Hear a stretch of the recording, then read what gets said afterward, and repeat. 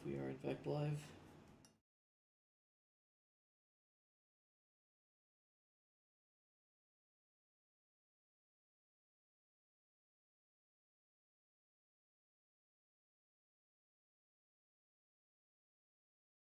Like a streaming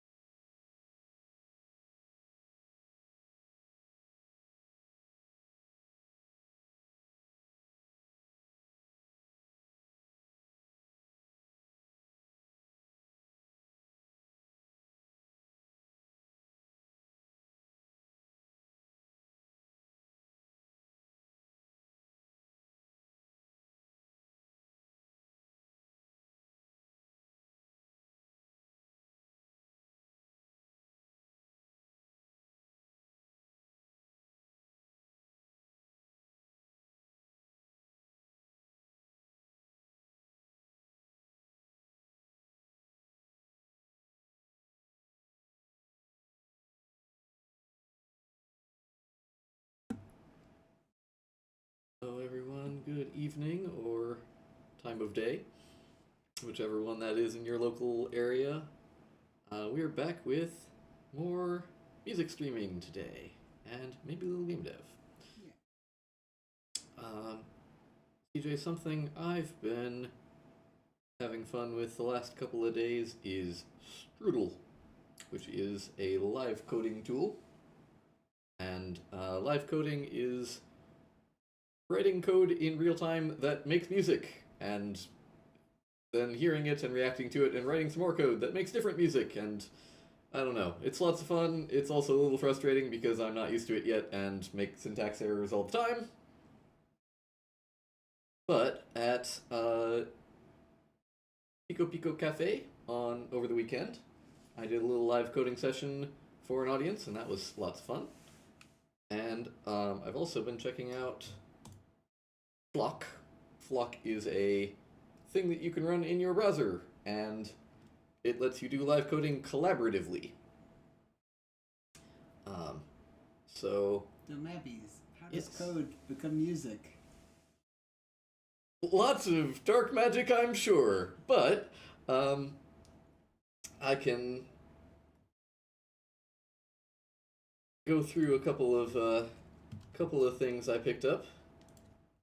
First, I'm gonna mute all the things so we can go thing by thing, and I'll show you how it goes. So one of the ways that you can make stuff happen is using this command called sound, and the thing that you pass to sound is the pattern that you want it to play, and that can also have cues as to like what instrument it should sound like. So a real normal thing that we can do to start out is play BD, which is bass drum. It's just going to play and keep looping. If we wanted to say, actually don't play bass drum 4 times or something, we'll have that kind of disco or on the floor dance beat. And we can do other sounds as well. We can do snare drum.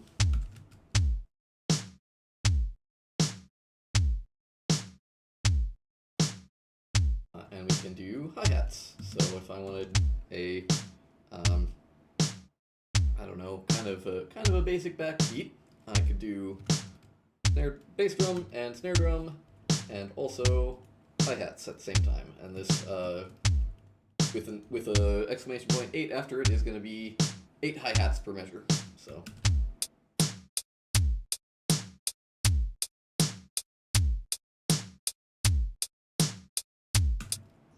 that's a thing that you can do with Strudel. You can do other things that are not just beats. You can also do notes and chords. And so I wrote this little chord thing that I think sounds kind of cool. Chance to catch up.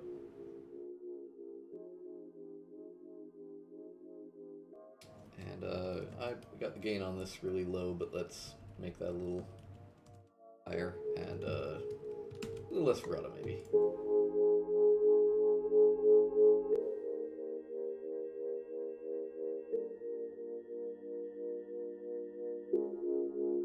Well on your way to making lo-fi music. We're so close.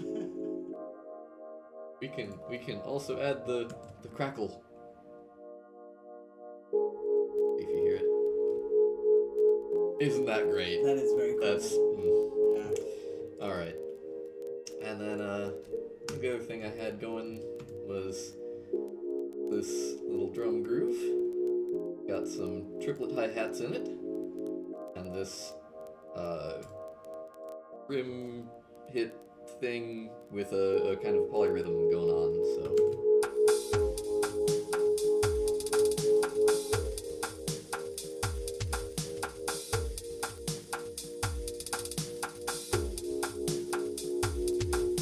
And I said this was collaborative. I did get a chance to collaborate with somebody.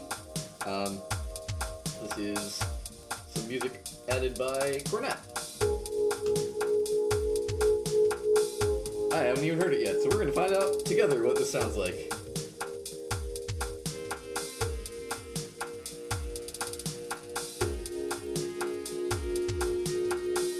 I like it. Yeah, careless whisper, saxophone vibe. Yeah.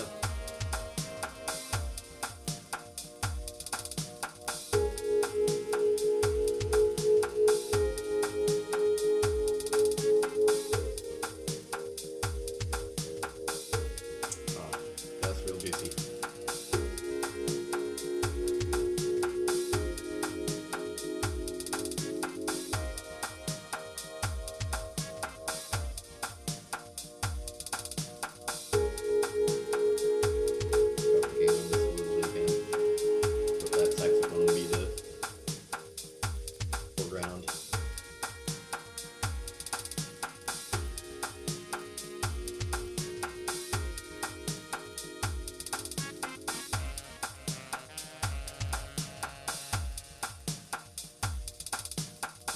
Things I like about this Strudel program, it's quite easy to chain effects together. So you can write some notes, and you can say, oh, I want to change them, so we'll transpose them down an octave, or let's put a delay effect on them, or room reverb.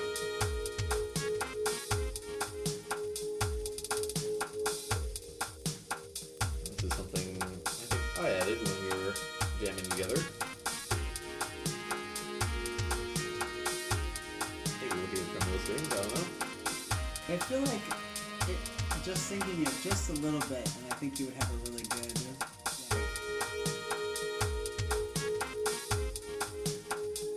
tune. Yeah.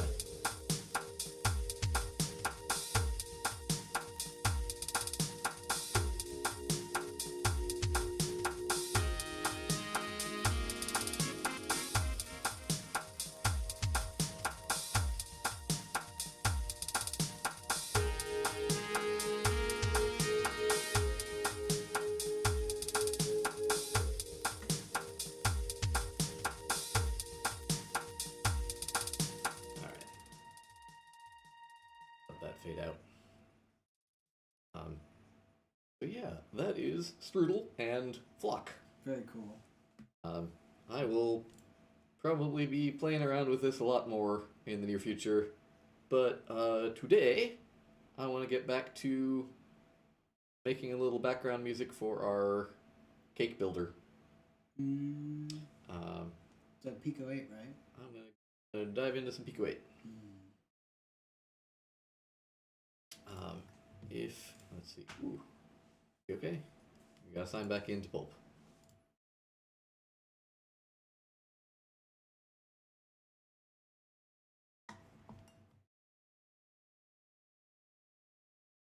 Be the other guy. Can I be Abby's?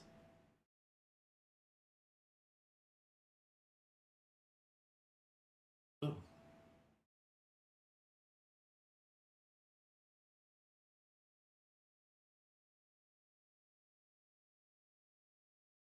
Oh yeah. So Bonnie asks, where can we find the instrument? Let me go off Strudel, the standalone thing. This is, I think, a good place to start because it's got this Learn tab that's got all of the documentation. It's got this little pull-out drawer that's got all of the different sounds that you can use, and you can hear what they sound like. So.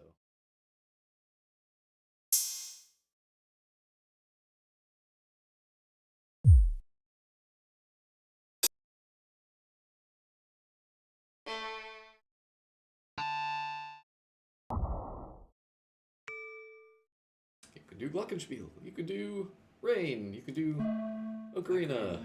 Very nice. Yeah. And it is possible to load custom sounds as well. I haven't tried that yet. But I think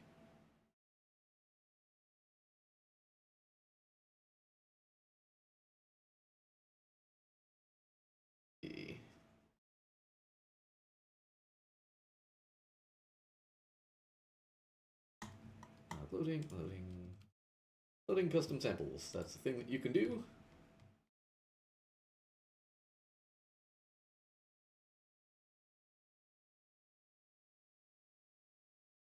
If you want to add your own stuff, you need to have a URL that you upload your sounds to, and then you can reference them in your Strudel project.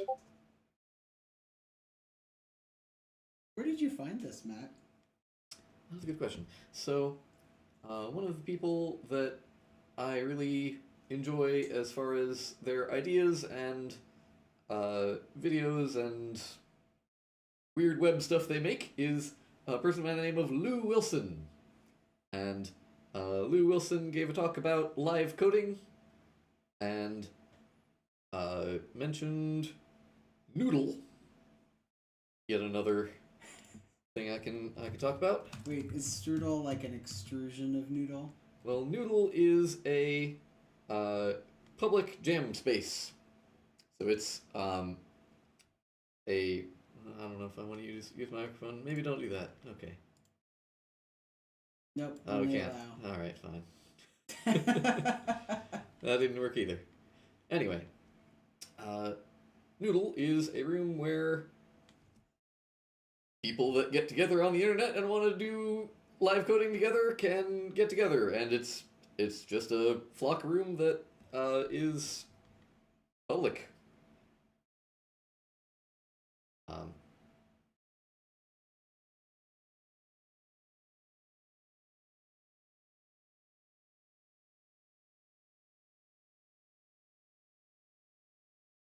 Maybe able to hear what things people have been working on. Might even be able to see what exciting. Whoa! No, this is what so exciting cool. graphics people have been coding up. Ah!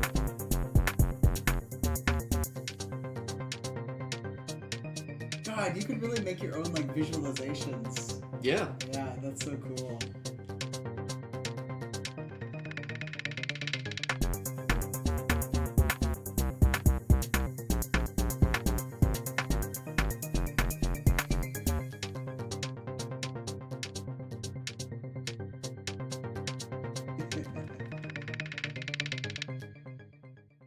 So that's pretty groovy. That is really neat.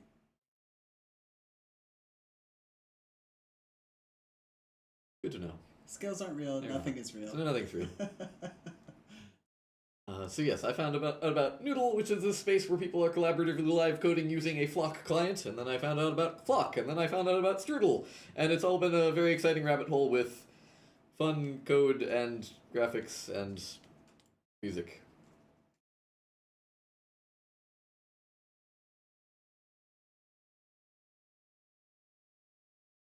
Take care, Eva.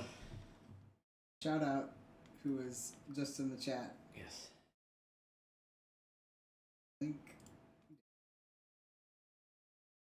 Think this in the chat. The cool game space for cool game creators. Speaking of game dev, programming and community.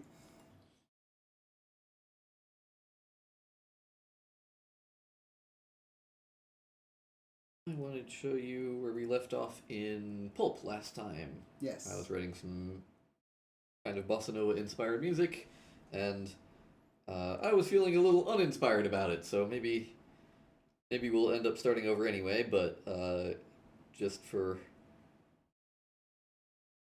context.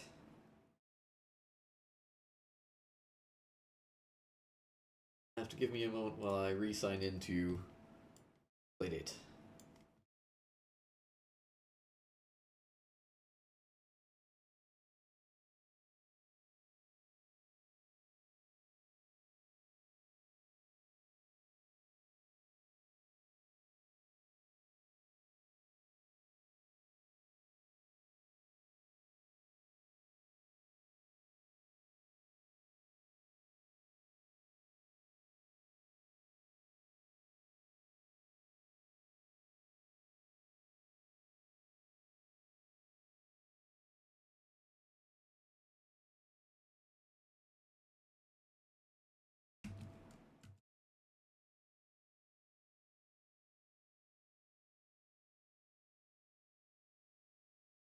We're back.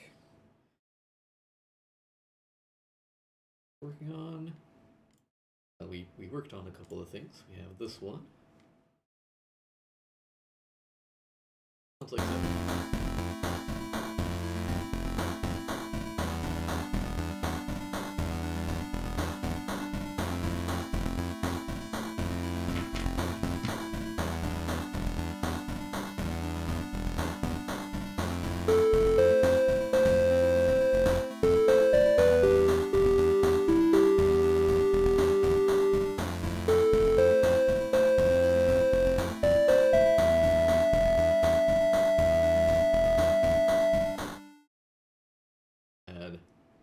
This one.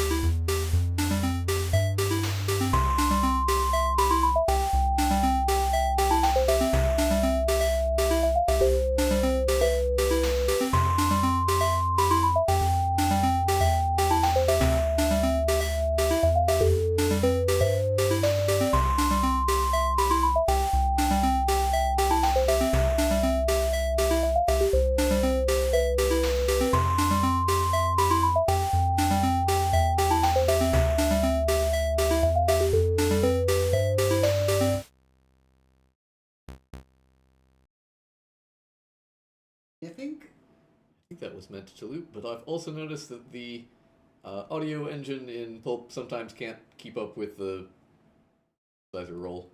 So who knows? But you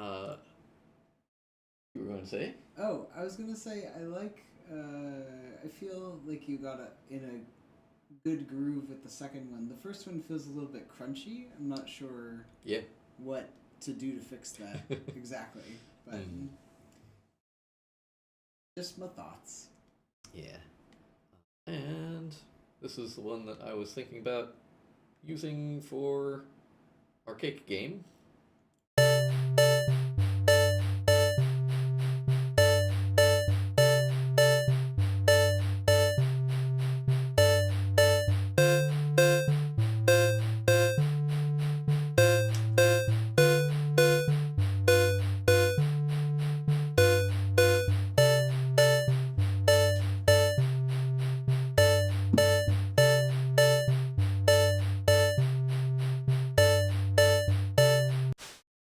Import that one from Pico 8?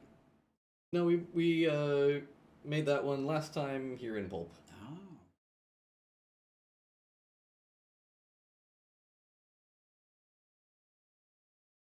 So yeah, there's some elements of this that I do want to use in Pico 8, and there's some things that I think are not quite working for me, and I'm gonna change them. And that's fine. Yeah. Without further ado, let's get into Pico 8. I'm going to cake song. Save a file as cake song. Sure. Cake song. So to give folks some context, we are building a game in Pico 8 about creating a cake for your birthday. Yeah. And it's part narrative and part interactive cake baking game. I might even be able to show you some of the things we've been working on. So we have this little carousel thing where you can pick a cake. Big cakes. And you can put things on them, and that I forgot. we need some larger toppings for these cakes. We resized the cake, but not the toppings yet. Yeah. And you can put a candle on it. We also need a candle, but we have the candle flame, which is exciting. So, there you have that. And I think I also add sparkler.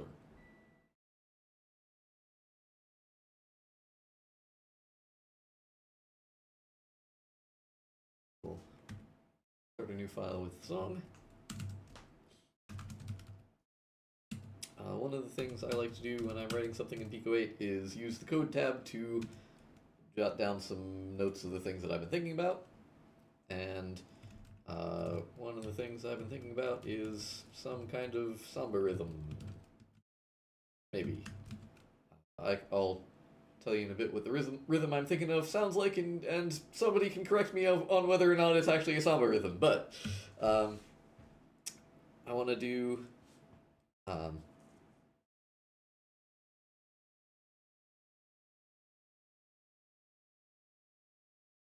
want to do this rhythm that sounds like 1, 2, 3, and 4, and 1, 2, 3, and 4, and 1, 2, 3, and 4, and 1. So we're going to use that.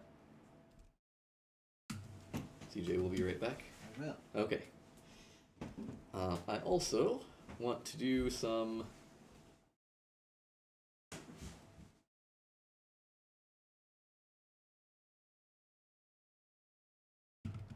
bossa nova style chords to the extent that we can.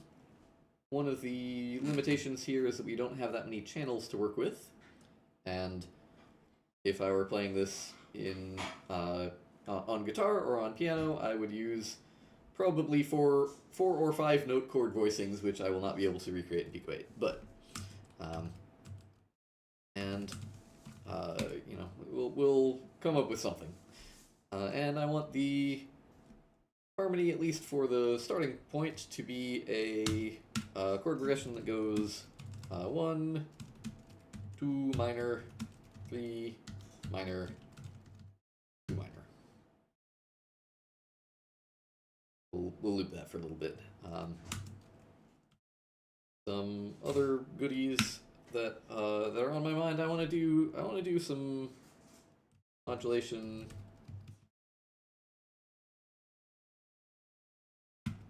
up a minor third, and I think that's kind of a striking chord change, or at least I don't know if I will change keys entirely, but we'll play with a little bit of mode mixture or taking some out of key notes, and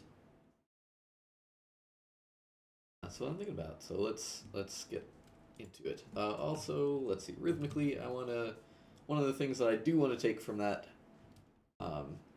pulp song I was working on was shaker sound. That's what I want my percussion layer to sound like. So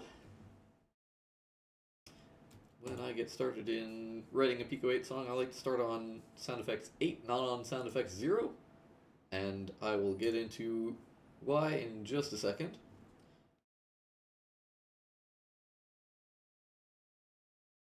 But first, let's put down that samba groove, or samba question mark groove, and go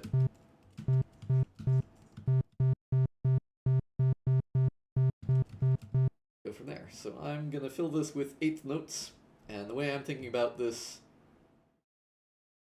pattern is that, or the sequencer is that the first 2 columns here are kind of the first measure, and the second 2 are the second measure. So I'm using 2 bars per sound effect. And that's another thing I often put in my notes here.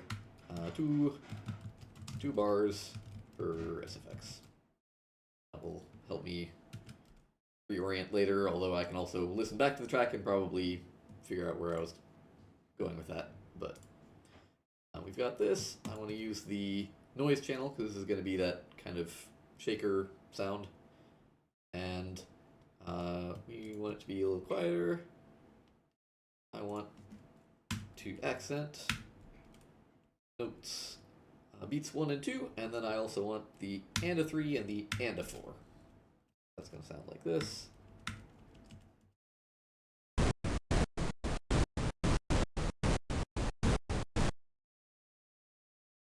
And let's make that contrast between accented and unaccented a little bit more pronounced.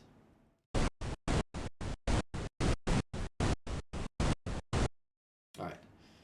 I promised I would get into why I'm starting on sound effects 8, not sound effects 0, and the reason is that the first 8, well, 0 through 7, can be used for the custom instrument in Pico 8 Sequencer. And what I mean by that is we can make a little sound effects that's gonna be our shaker sound. Get this, and I'll give it a volume curve as well. Cool. Draw in a sound like that. Maybe like this. So that's what our shaker is going to sound like, and then I can put this into here by clicking this SFX instrument button. And I want to assign that to all of these. So I'm going to put in channel 6 here, and it's changing from the pink 6 to the green 6. So I know it's going to use the use that sound effect. I think I picked number 6 because it's the same as the noise, and that'll just help me remember which is which.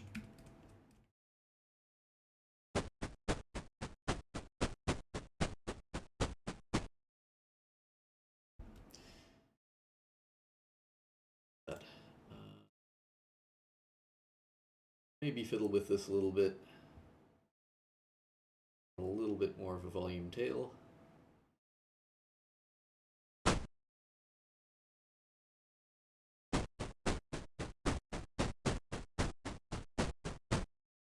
And another thing that we can do to create more, I don't know, variation in the sound and more articulation with the accent pattern is, instead of having these all the same note here, we can boot them around a little bit. So let's maybe have these accented ones be a higher pitch. When we're playing around with this noise channel, pitch is less of a thing, and it's more just where it sits in the audio spectrum. But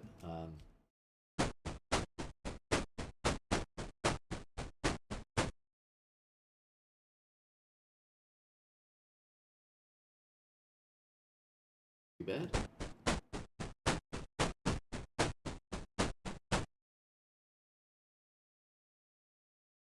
Make this our channel 3. I'm gonna use channel 3 for the percussion, because I want 1 and 2 to be my chord channels.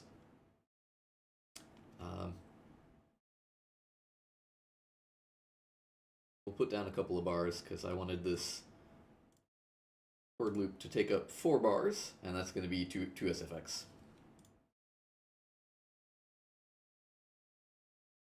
I'm also going to move this down to here so I can put my chord voices here. And maybe before that, I want to build out this chord progression in a different pattern, just so I can hear what that's going to be like. So we'll set all of these to separate SFX, and we'll do that again here to make another 2 bars.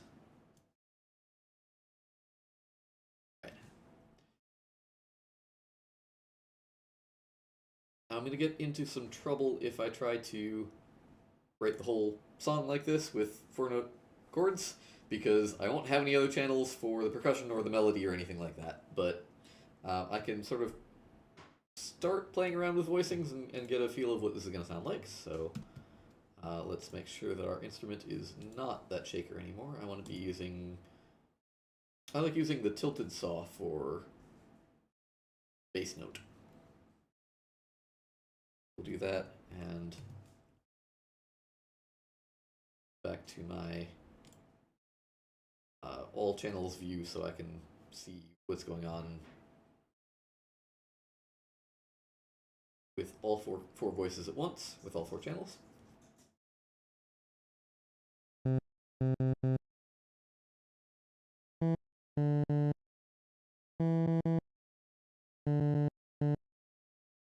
That's going to be my root notes.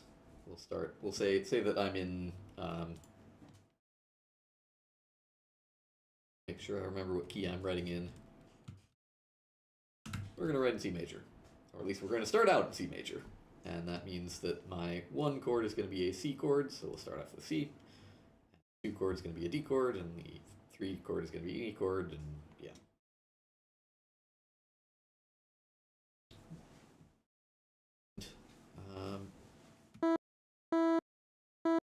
There's a lot of different ways I could voice this. I think one good way might be to use a spread voicing. So I could use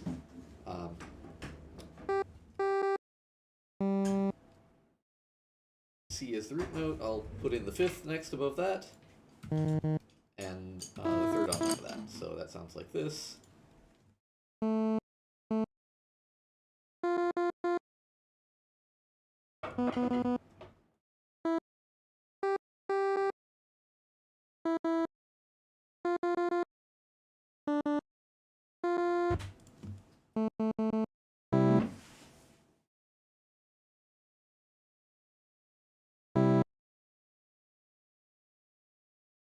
Back.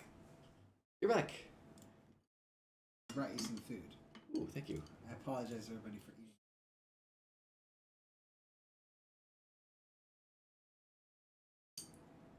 Hey Jazz, I'm just laying in some chords so that we can get a feel for what the harmony is going to be. I'll probably end up changing what I got here so that I'm not using all of the channels at once, but this is some place to start. For some reason my speeds are not syncing up, so let's make sure they're all the same speed.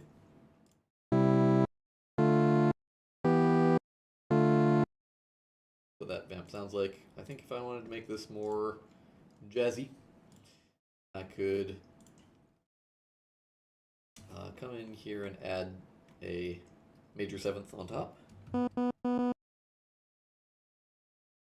Probably be in this octave.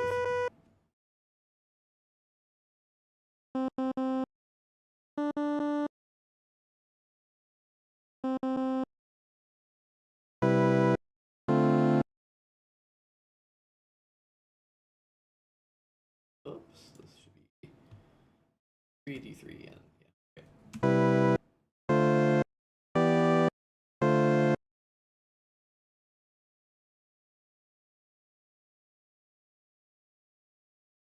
Said I wanted this to be 2.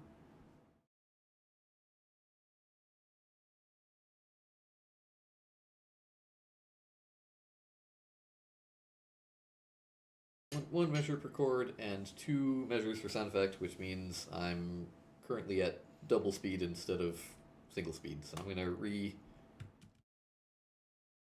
redo my tempo here.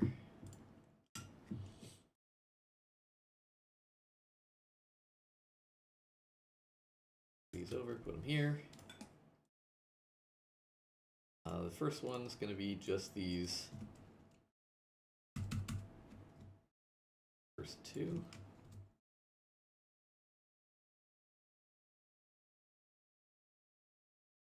Going to be this E and F.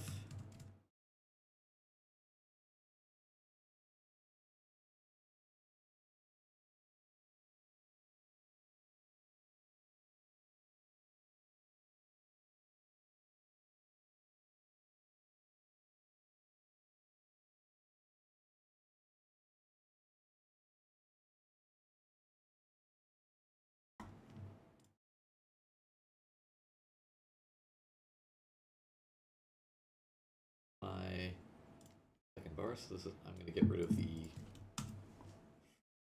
here. back, and then move this all forward.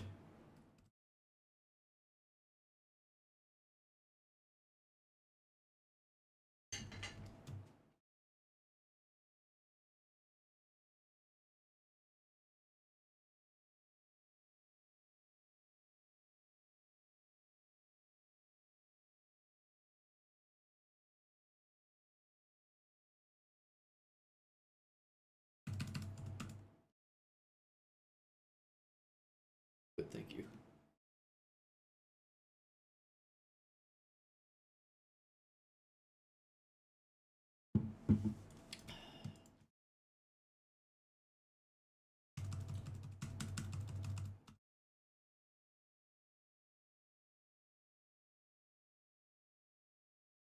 Does it?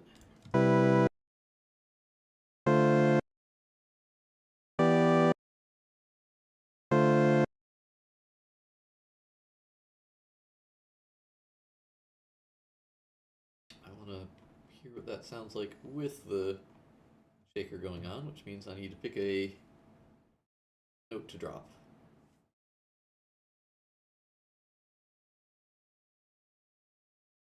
Usually a good one to pick is to remove the fifth. We have fruit, fifth, third, and 7. We're going to keep the third and the 7, and I'll try changing this to the shaker. Is in sound effect 4. Back to here. This to sound effect 4. That one is sound effect 24. Definitely changed.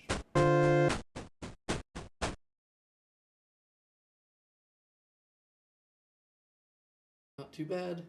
We're using 3 channels for the chord instead of 4 now.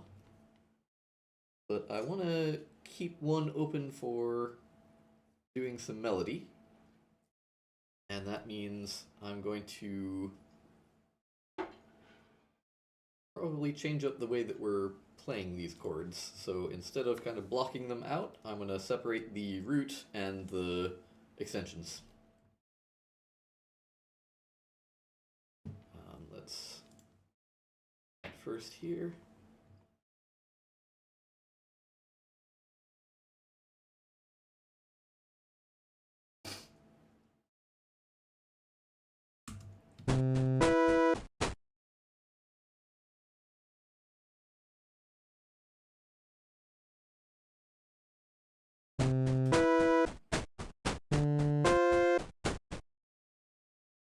Get a little rhythm going, so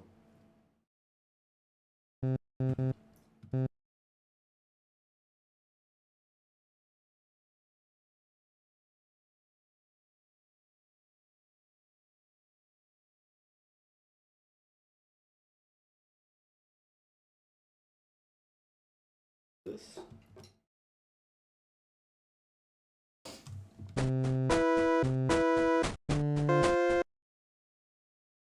Off grid now.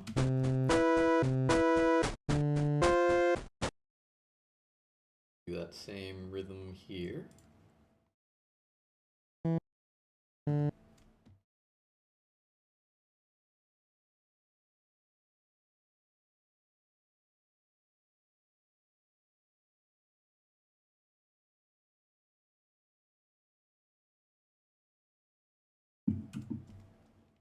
Alright. Very nice. And we gotta do that over here too.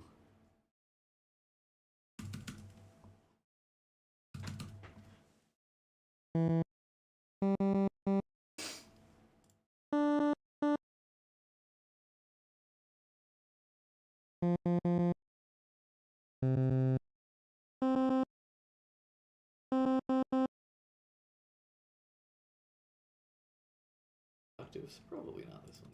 Up.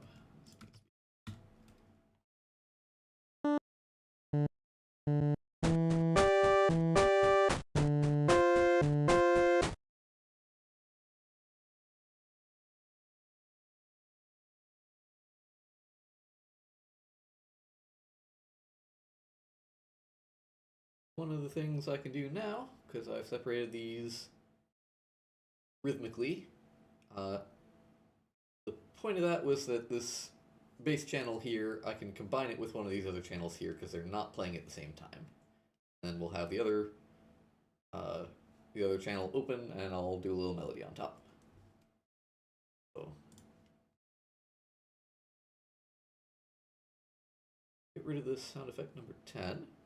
That was the G that we're not playing anymore because it's not part of the chord voicing. Same here. And what I want to do is take this bass line and put it over here with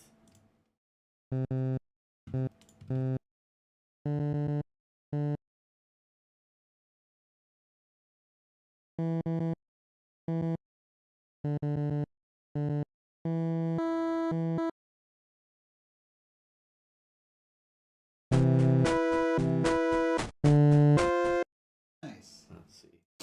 Don't want any bass on this one. We don't need that. Maybe we do? I don't know. Let's see.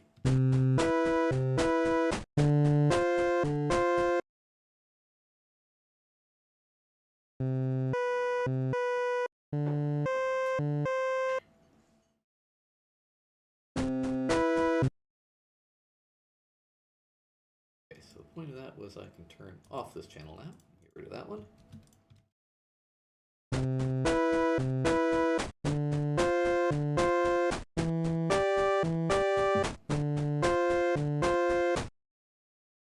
Take these notes and move them over to, so we'll do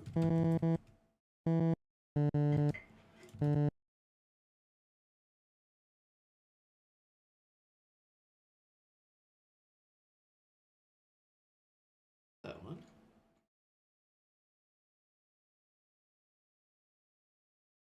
Now we're using 3 channels, and I still have one open for melody.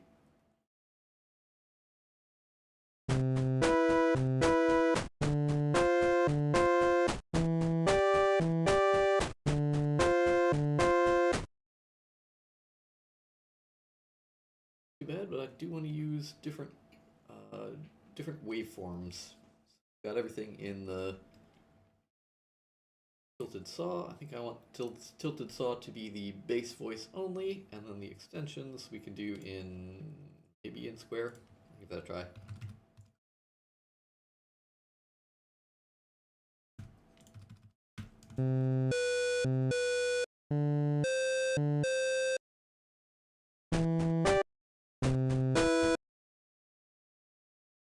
Square.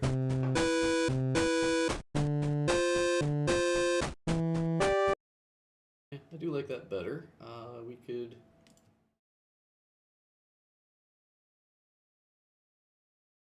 try some other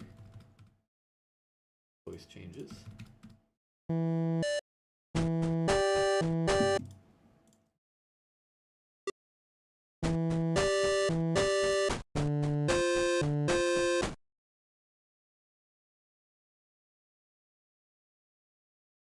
So I want this to be shorter.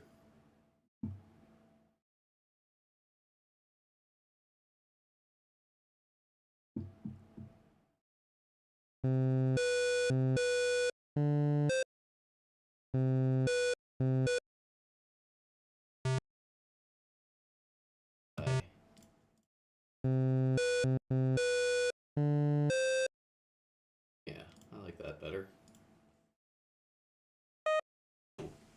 Nope, that's not what I wanted. 0. 0.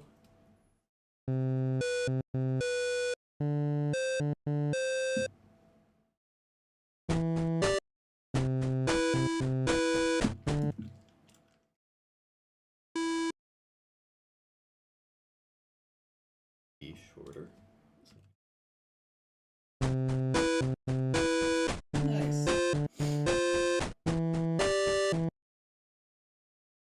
Here. And use 1. How do you know which notes to change when you're making a song like this? That's a very good question. Mostly I'm trying to find out the rhythmic position in the bar that I want to mess with. So, uh, like I mentioned before, the way I'm dividing this, the first two columns here are measure 1, second two columns here are measure 2, Mm-hmm. and so that means this is beat 1, beat 2, beat 3, beat 4. 1 and 2 and 3 and 4 and. I see, I see. So if I can kind of keep that shaker groove going in my head and figure out which note I want to accent against, Right, right. then I know which row and column it's going to be in.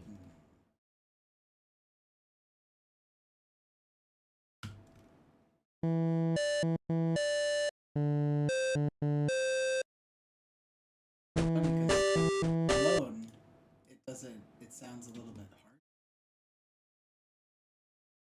The backing track calms it down. It does, yeah. Yeah.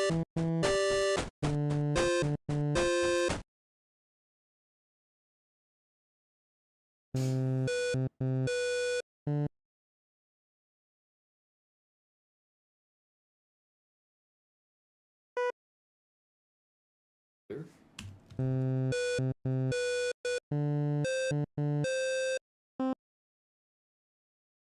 Yeah, a little bit more rhythm going.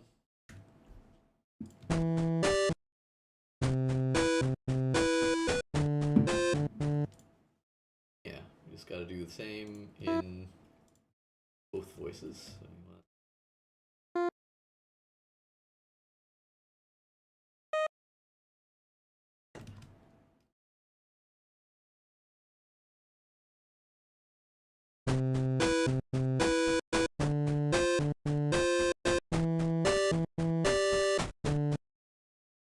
the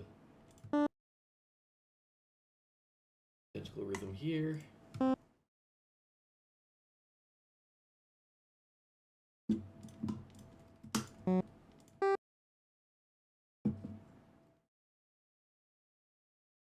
The left right buttons on these, but what I want is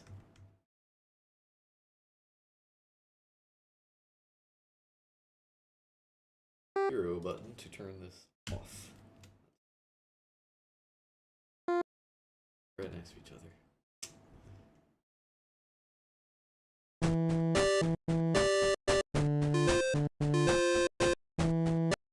Got a little off grid there. The syncopation got a little wonky.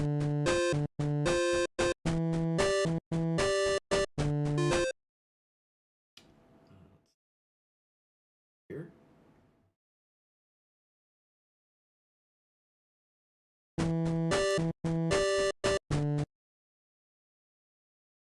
That one needs to go forward.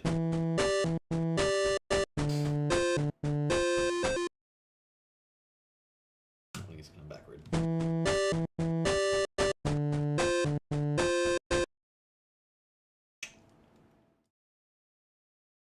Like a good spot to take a little break. Yep. And I'm going to these bars. Give it a listen. And I'm gonna eat some dinner.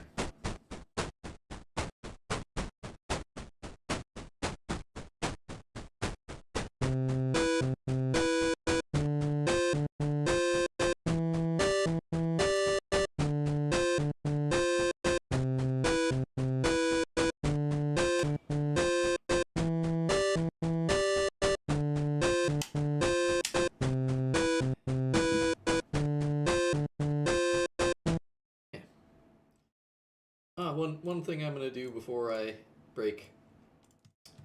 I said I want to do a little modulation, and here's what I want to do for that.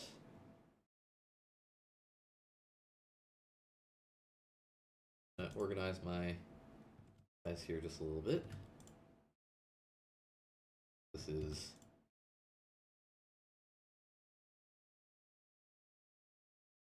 bar, another bar. Take these and duplicate them. Take these and duplicate them. We're gonna do a real quick thing here. Make everything shift 3. That will go up.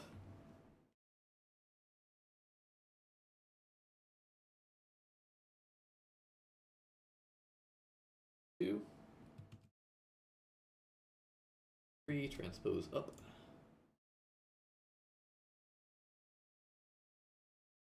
3. Here, shift 3.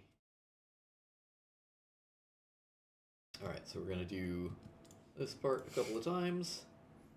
And I want to do this pattern a couple of times.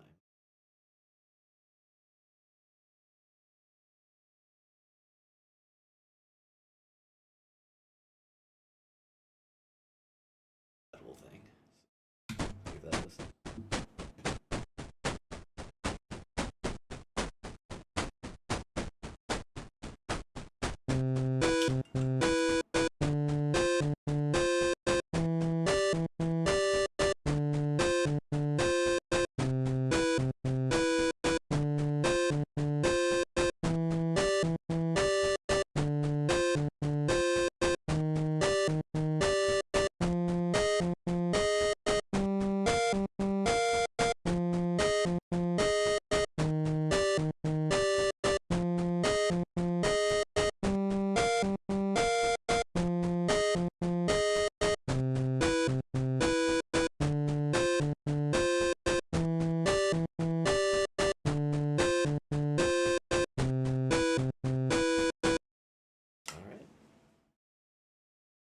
Very good. Great.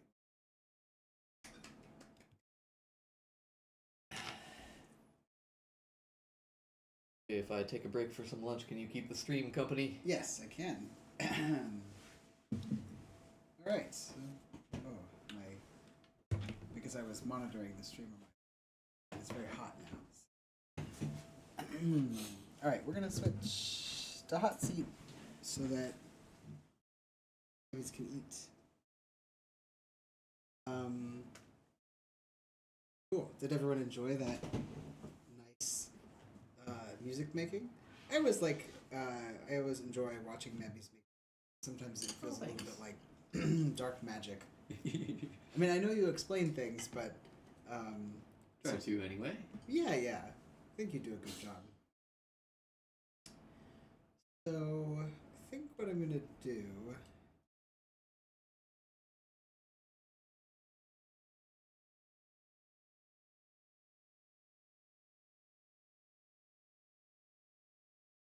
See if I can share with you my screen from my laptop.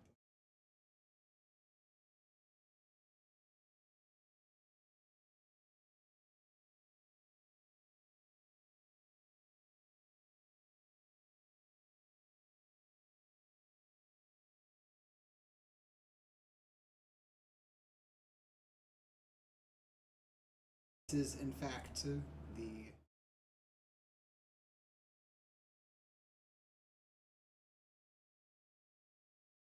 I don't know. Yeah, I might kick myself off. Oh. You see what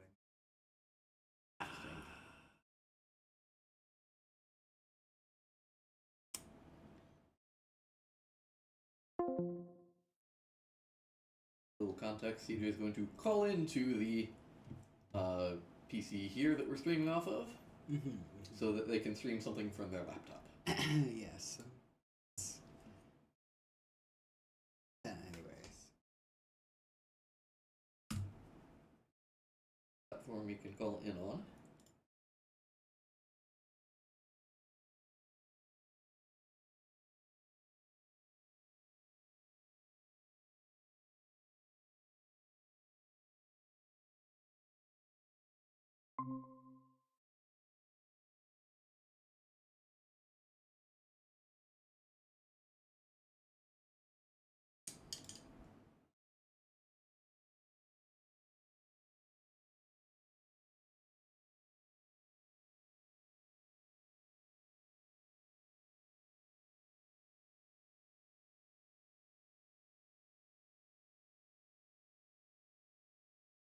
Gonna try something out. along with me for the ride. Doing right now, like Mabby said, I'm trying to laptop on streaming computer because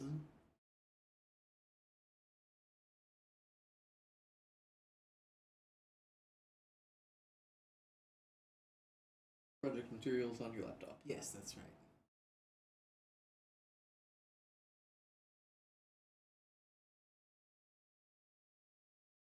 Finishing my sentence as I trailed off.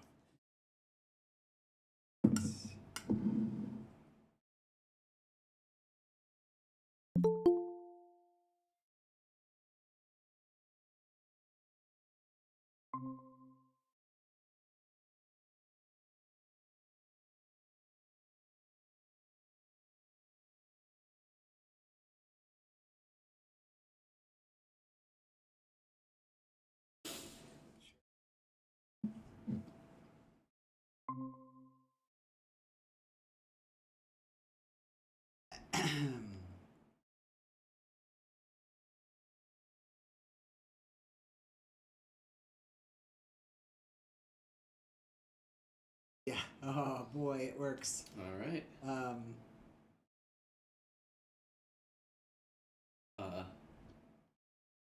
Patient with the latency, but I don't think it's going to be too bad. Yeah, I don't think so. Okay. Ta-da.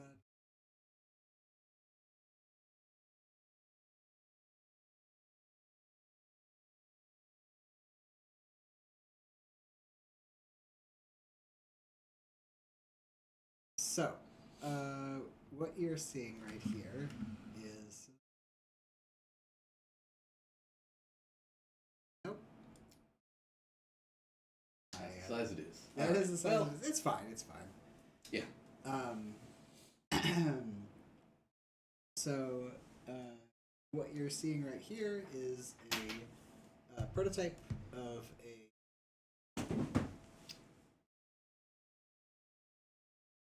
a game that I'm currently working on. Decker, which is a apologies, which is a game engine that sort of recreates a sort of zine type experience. So we're black and white, very limited color palette, and in general has like features that I would say the baseline features of Decker are kind of like a point and click prototype. So you specify different parts of the screen, and those different parts are clickable, and the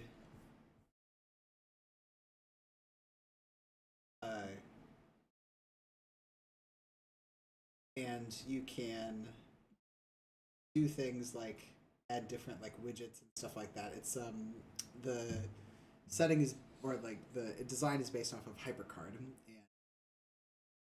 and HyperCard is an old Mac program, but essentially like an old PowerPoint.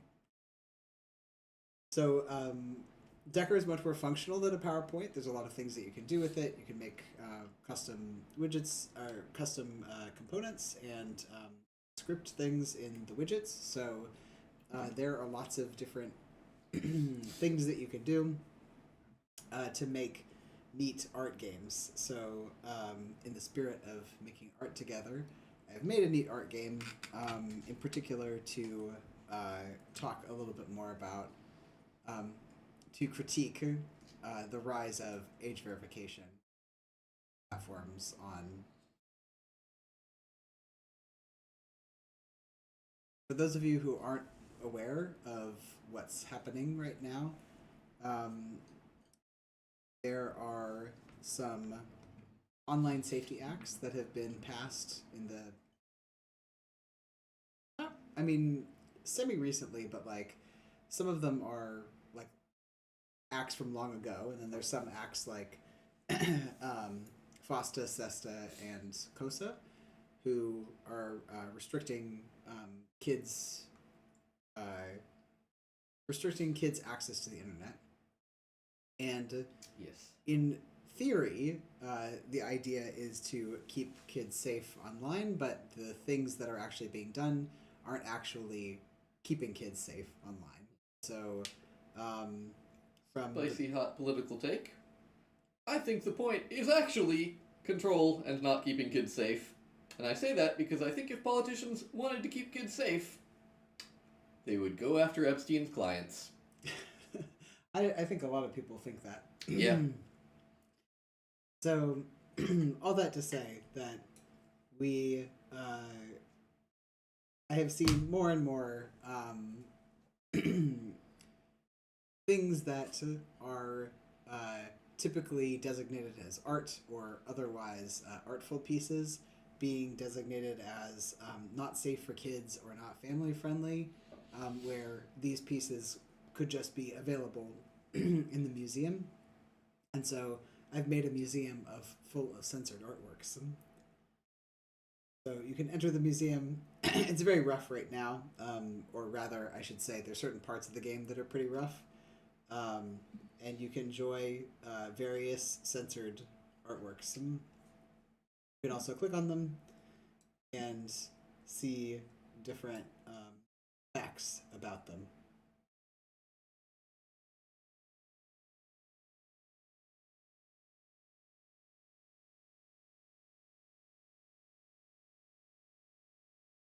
This is what a room will look like when it's fully rendered, which is what I planning on doing a little bit on stream, is drawing some of the rooms.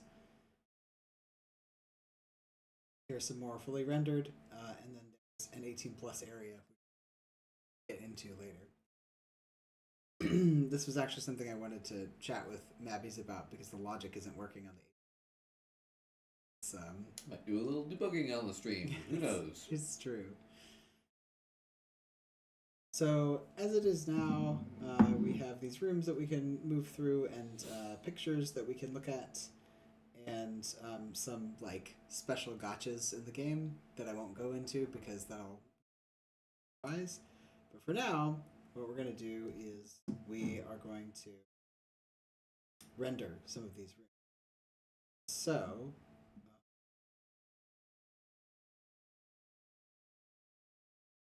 first, what we're going to do is we're going to look and see where the widgets are. You can see I have a button for this painting, a button for this painting, and a button for this area here. And then what I'm going to do is I'm going to pick select, remove.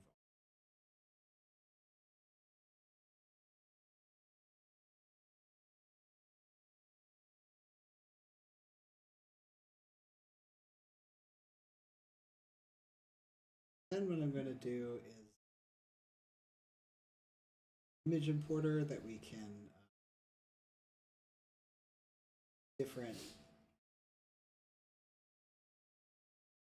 we can import different images from our desktop. I apologize that my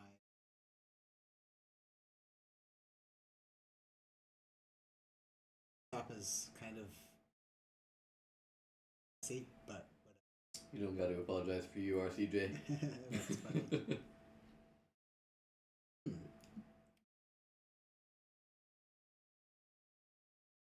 I see. Off the color style. And then when you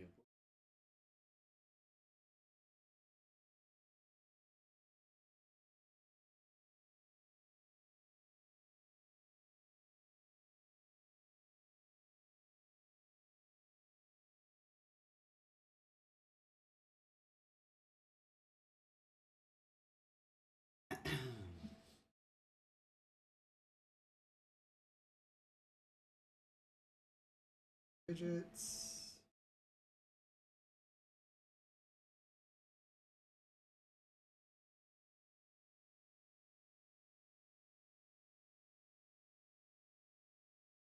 I have to figure out.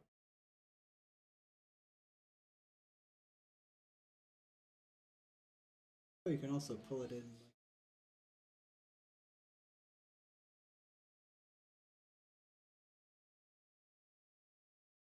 It would be really funny if this stream got censored for these like art pictures. artistic nudes in dithered black and white. It We never know. Yeah, it would be very fun. Yeah.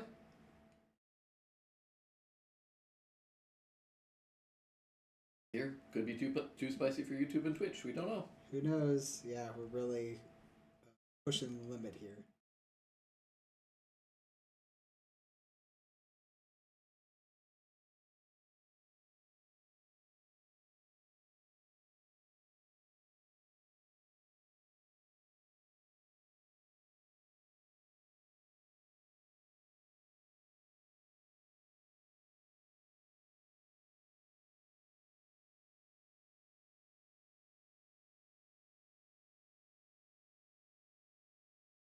Better now the kids will be saved from the tyranny of seeing a boob. Yeah, exactly. Oh no. So we've placed our images. Now, what I'm going to do is some fun linking because my wrists are tired and I do this all in trackpad. I can, but I won't.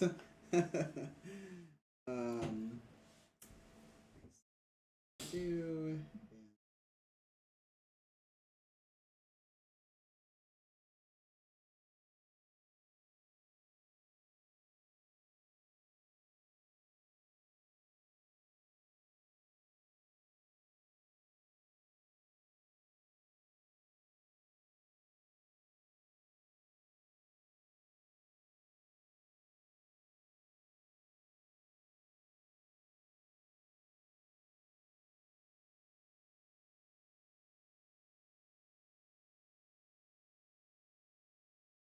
cool.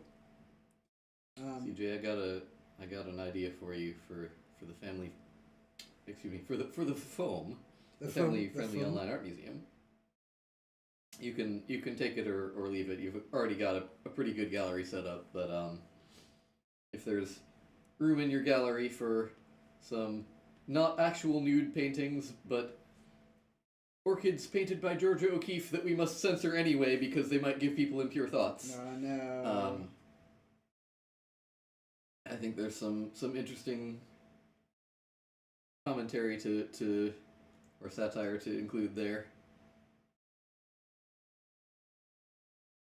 I actually think I have room in the next room, so I might.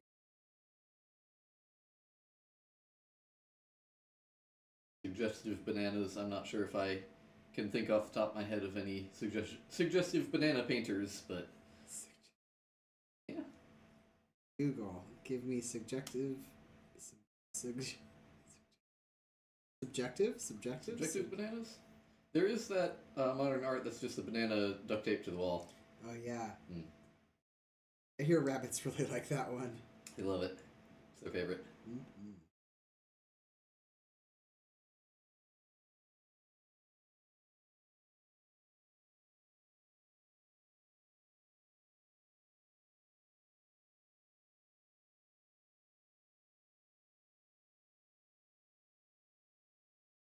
Got two rabbits at home, and one of them always likes to come sit next to me whenever I play piano.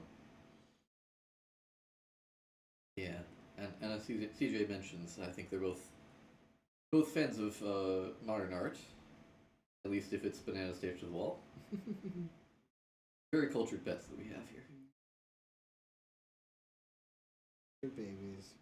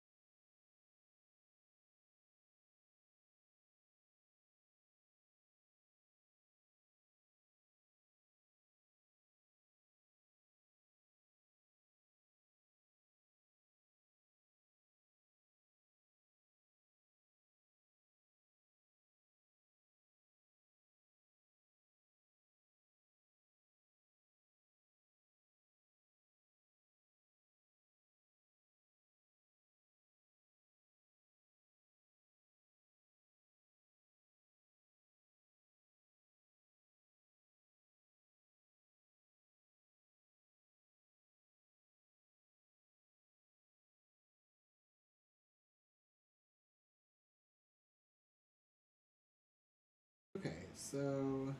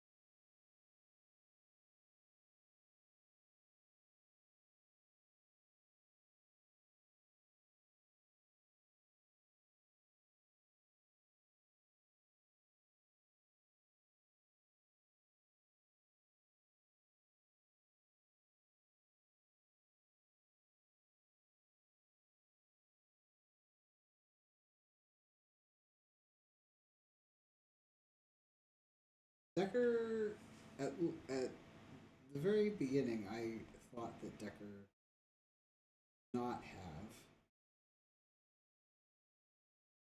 multiple layers, but it does, sort of. It has a layer called underpaint, allows you to kind of like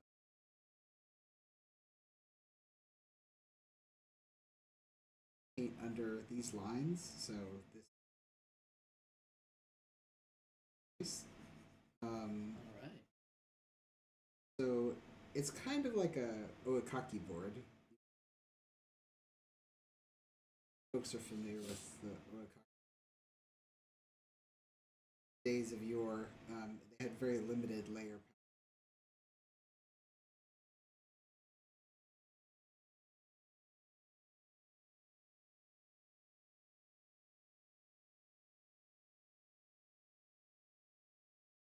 Yeah, I just like.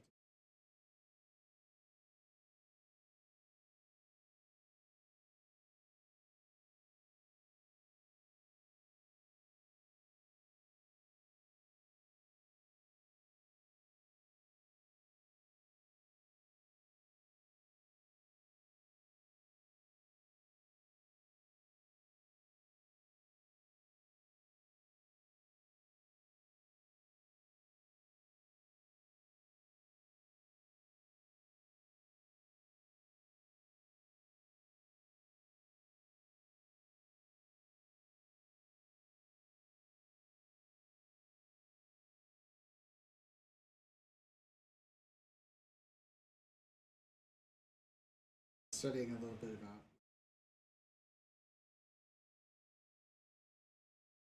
just to see, you know.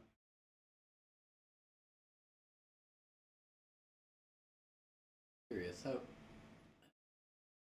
do museums like to light their galleries? Well, it depends on like depends on the piece, but I was noticing that a lot of museums employ what's the curtain rail type lights so that they can adjust based on piece. So, similar to the kinds of lights you might find in like a very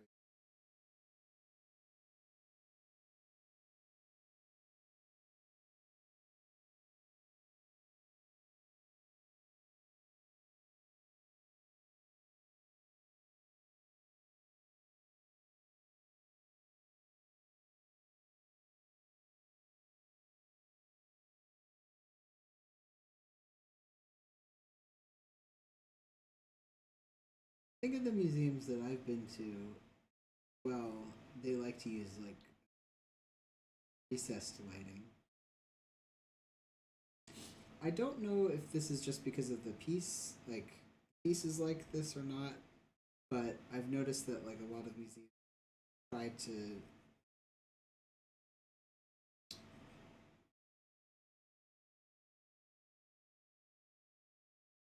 try not to do direct lighting. I think there's quite a few pieces that cannot be exposed to the sun, or else the paint dries or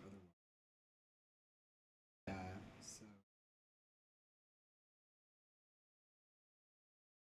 It's a tricky one. Trying to get a.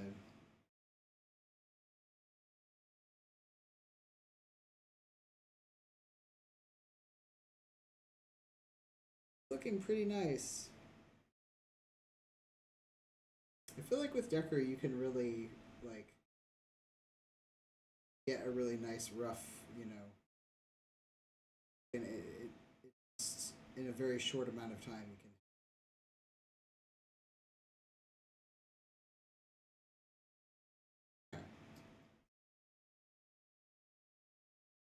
Paint aesthetic to it, but actually drawing in MS Paint, at least MS Paint Classic, is quite difficult because there are no layers and very limited tools.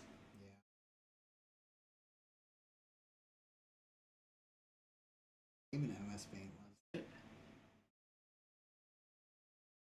What's that? That was Global Game Jam 2023? I think so, yeah. Alright. I actually pulled up a stream of testing Ike Bunny.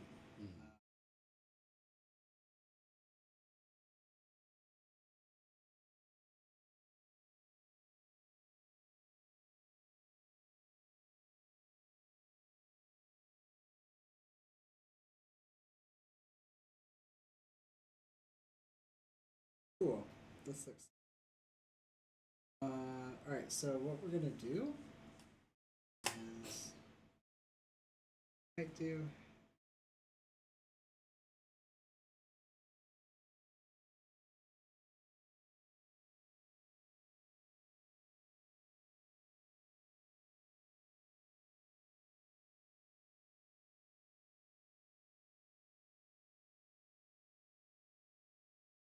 We only get one, two layers to work with.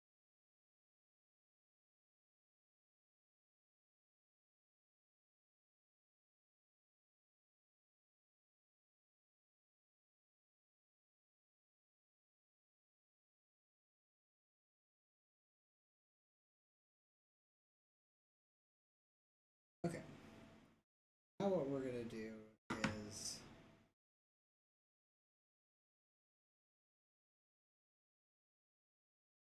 Here. hello. Thanks for tuning in. We are messing around in Decker. Mm-hmm. Just a new neat tool that we're trying out. Yep.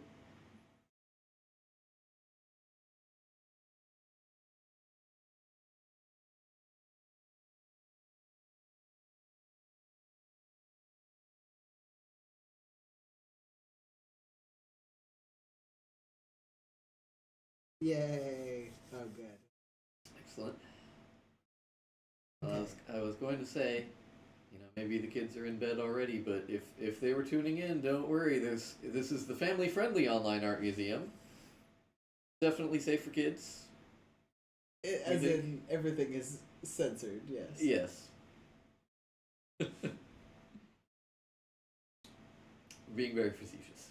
I know, but I was gonna say, I mean, especially most kids can handle a little. Yes.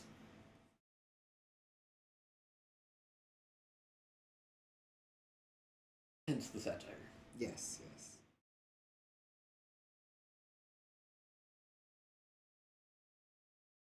I'm generally of the opinion that kids are actually not that weird around nudity until they learn that from adults.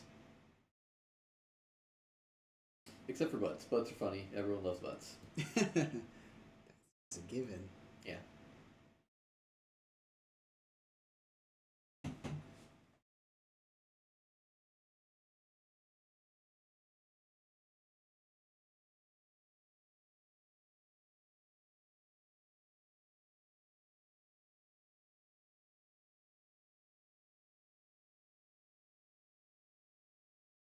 And we're gonna go to.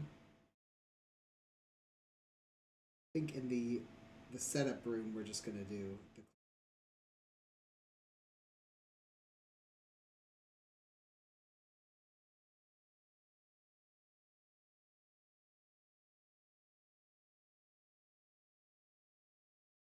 Setup or premise of this. Oh, an art book. How nice.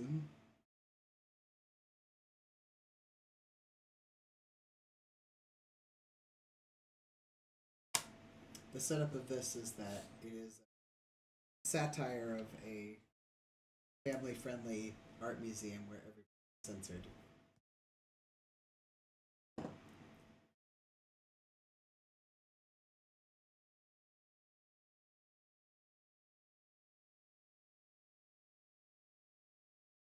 To this room, which is very basic. All right, we're back to quick sketch room. Yes.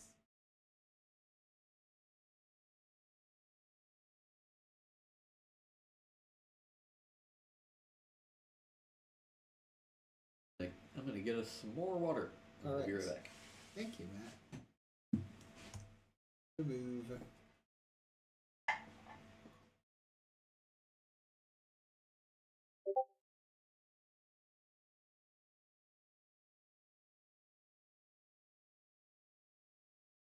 Now I have to remind myself.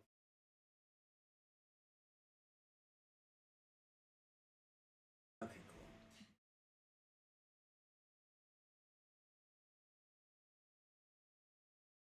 This won't mean much to you.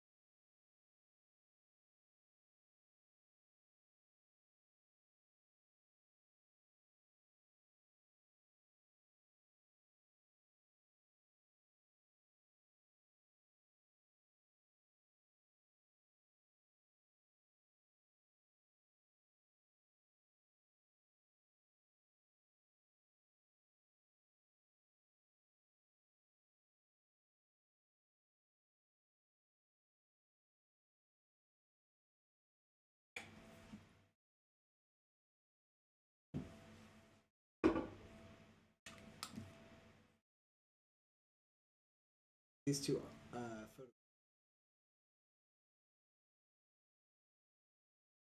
See them in.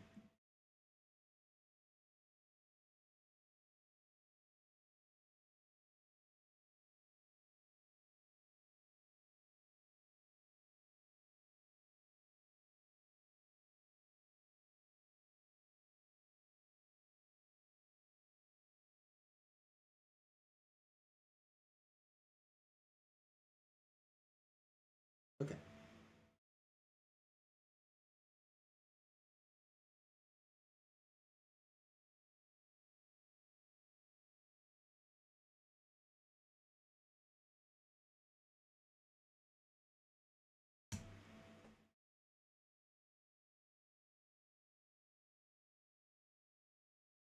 Wow.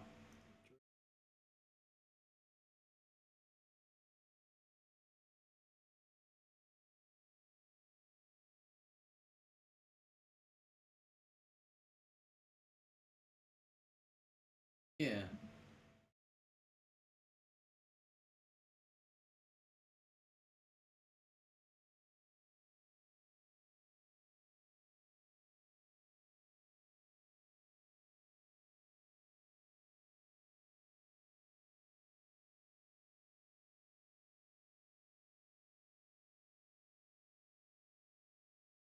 One last one in here.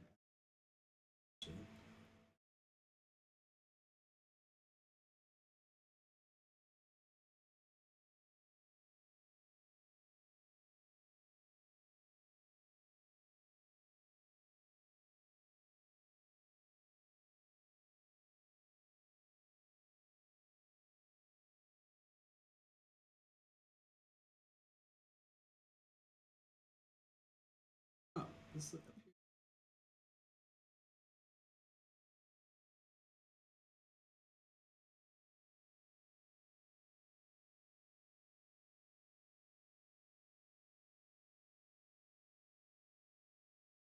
all of the stuff that we're using are fair use or public.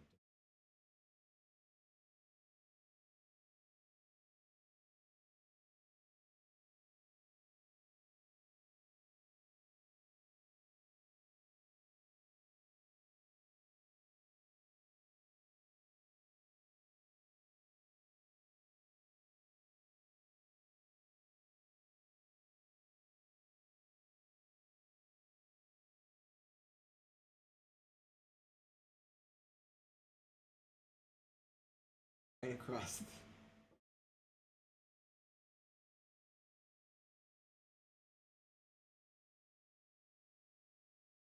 Excellent. All right. Hello. Oh, hey. We're making a.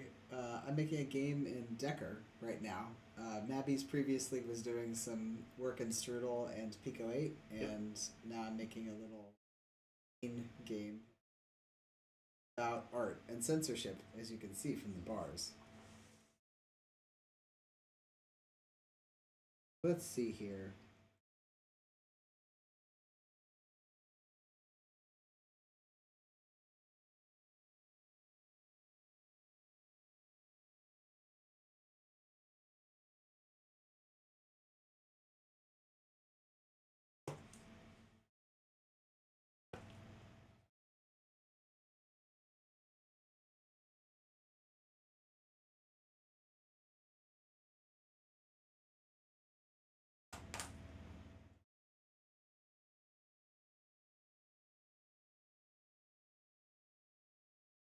Mabbees was telling me how much fun he had at Picotachi.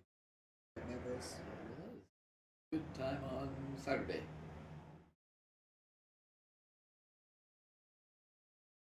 Sorry I couldn't make it out. Bit of a hermit, actually.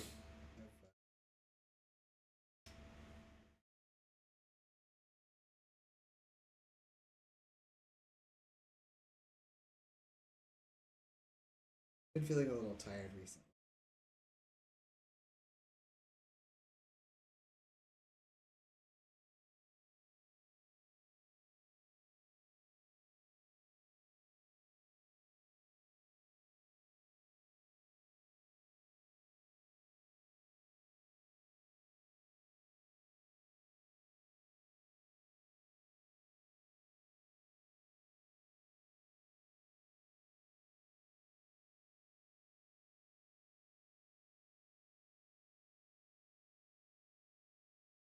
Like to field a question from Matt. Bonnie asked, how do we handle the dither on the images?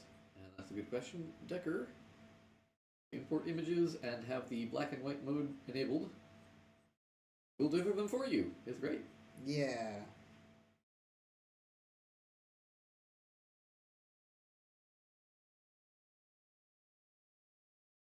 Source images CJ found are the full color ones. Yes, that's right.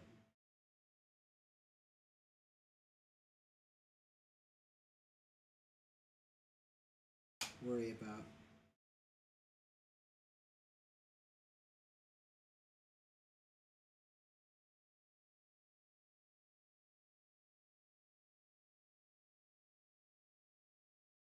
Okay.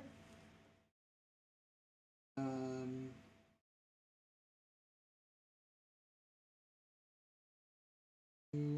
Let's sketch some of the.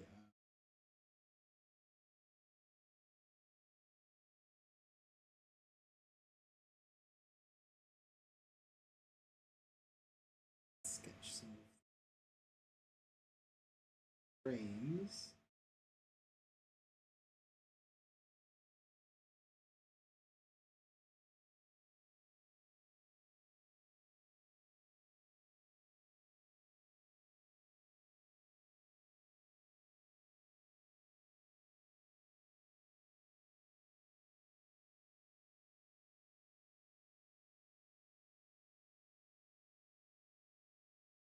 Yeah.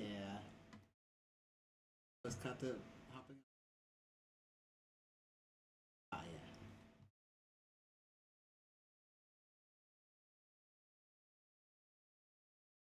But yeah, how was everybody's week? Was it good? Week? A tiring week? Week?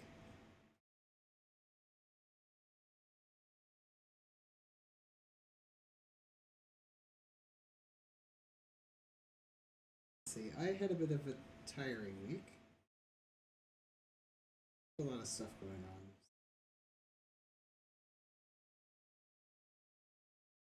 Happy to relax a little bit more stream.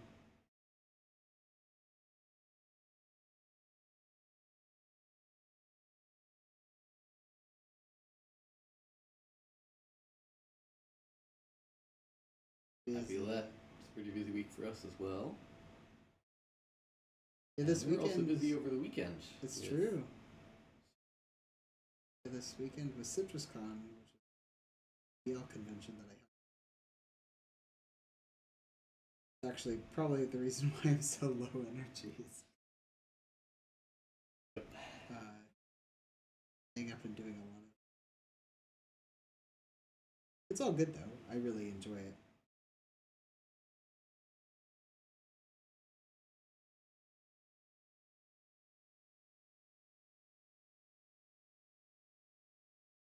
Every year that I volunteer, I'm happy that I volunteer.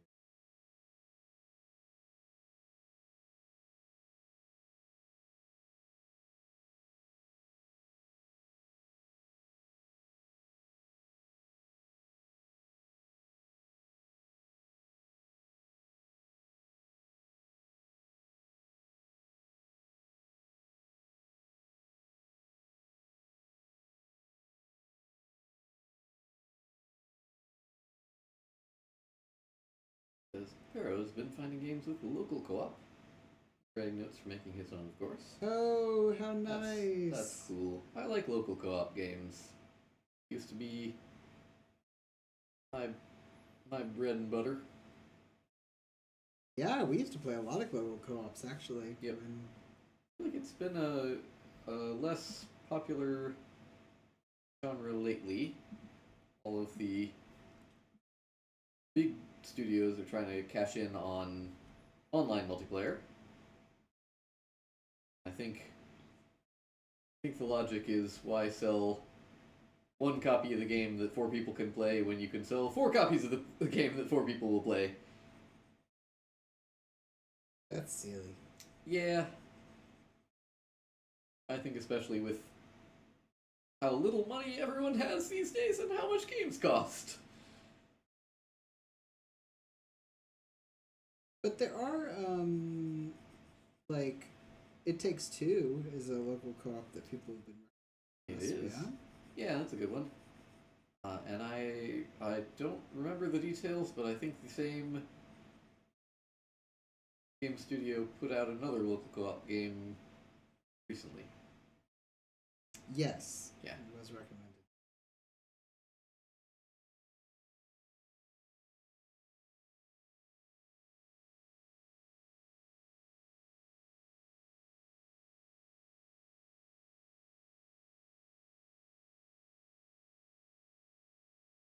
Good. Reanimal.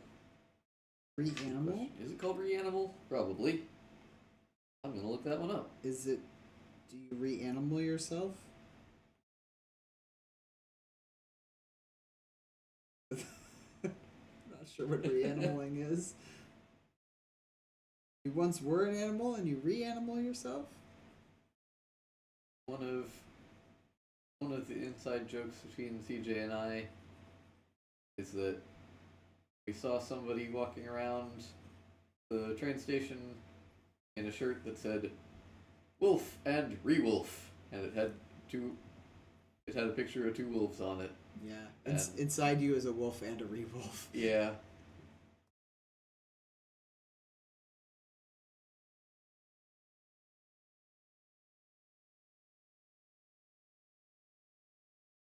Well, Reanimal looks positively horrifying.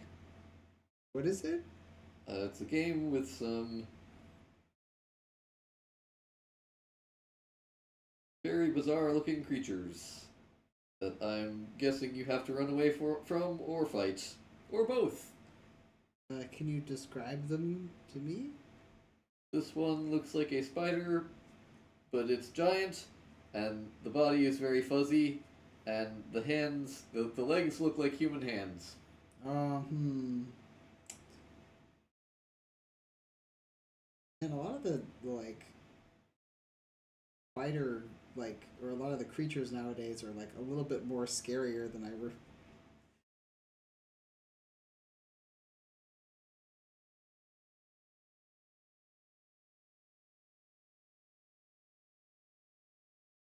Yes, Reanimal is Little Nightmares Studio. Little Nightmare Studio is. It's, I didn't think It Takes Two was so like horror coded though. I didn't think it was either. Is that right? Or is Little Nightmares another game, not the name of the studio?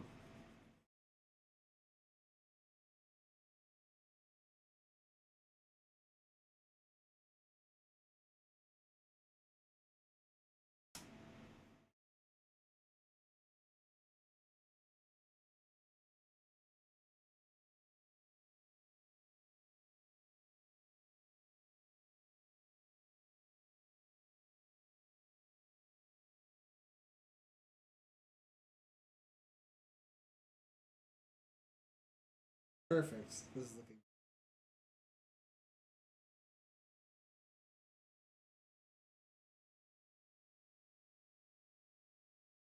Now we gotta add.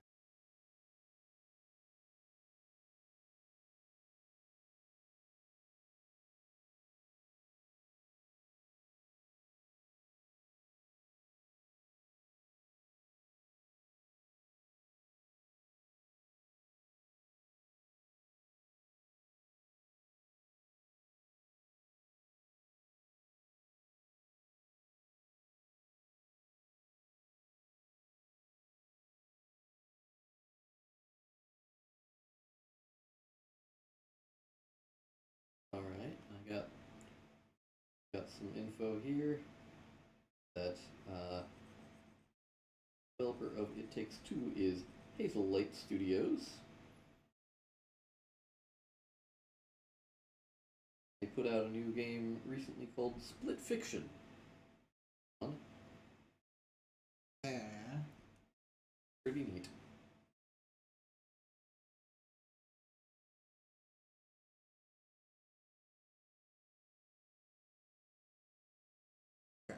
Cool.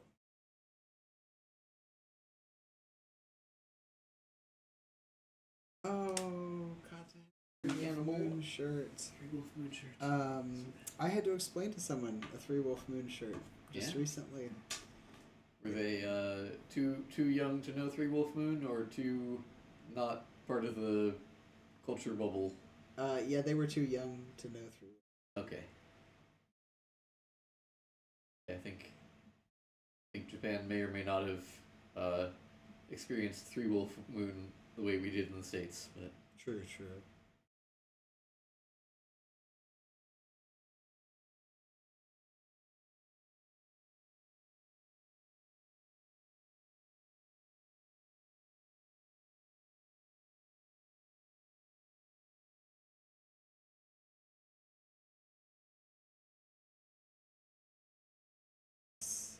Excellent. very good.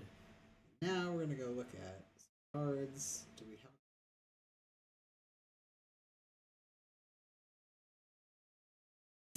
Come here, card one. Or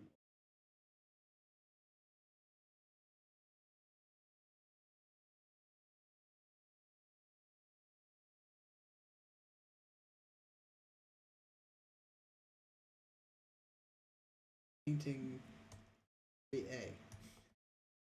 hey, Because I want to renumber all the paintings. I do not.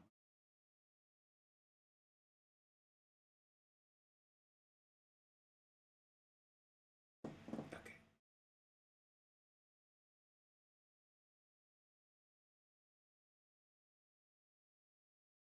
Screenshot of a perfect hole.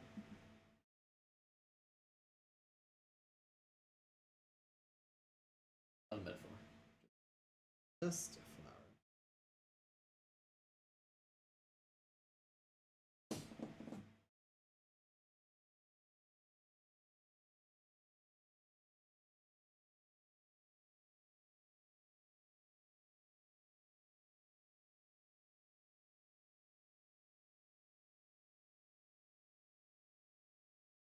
So this is a widget called a field.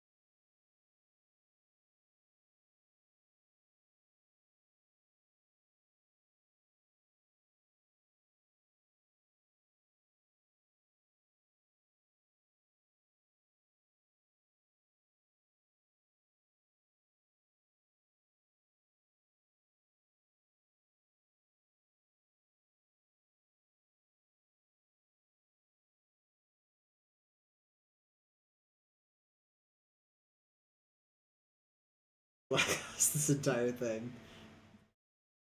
Oh. Trying to get it as like.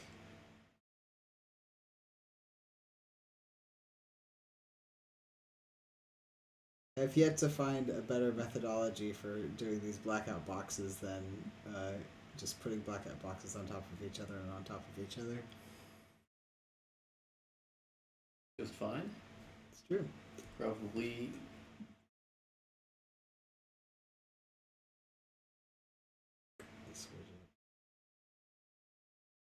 Okie dokie. Now. Console.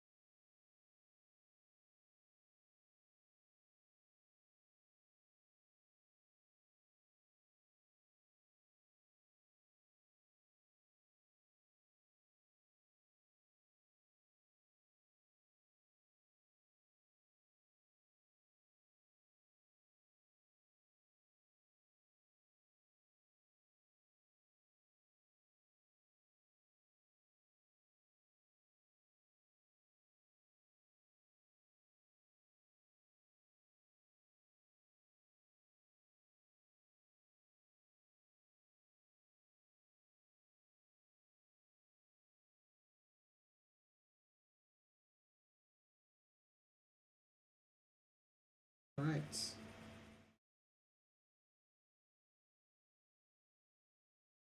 One of the things I like about like putting in halftones like really roughly is that you can get some weird patterns and it looks a little bit like grit on a wall. It does, yeah.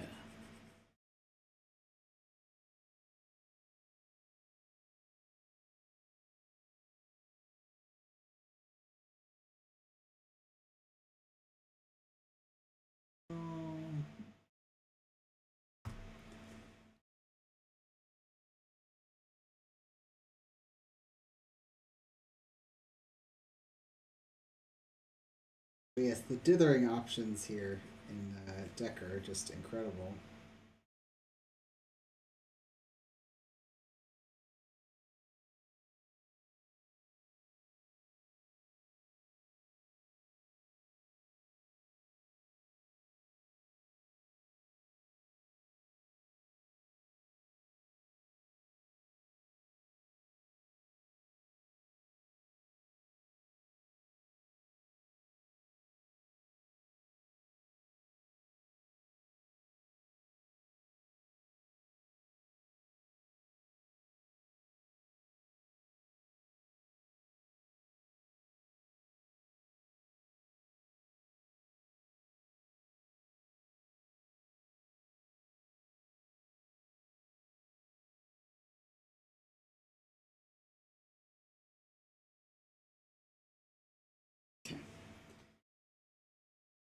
Excellent.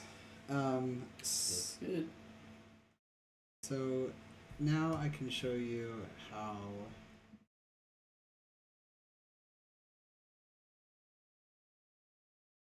we add in text. A script called Dialogizer that comes with, or like, you can build it into Decker.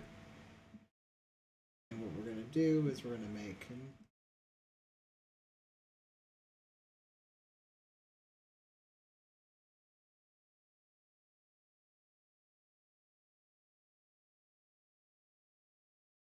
put up the script and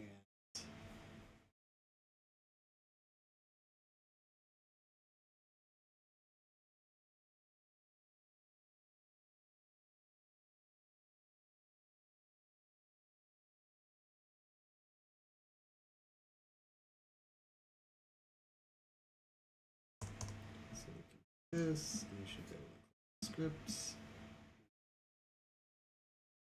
here.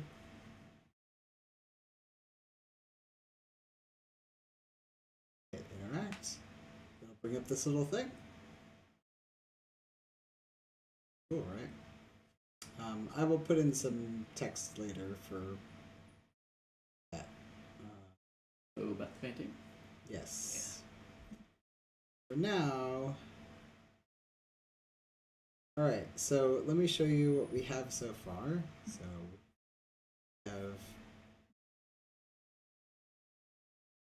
So we have the site here, and we're gonna enter into the museum. We can click on various paintings, we can get some information about the paintings. Back here, back. Click on each of the. Oh, you can't click on this painting because. Button.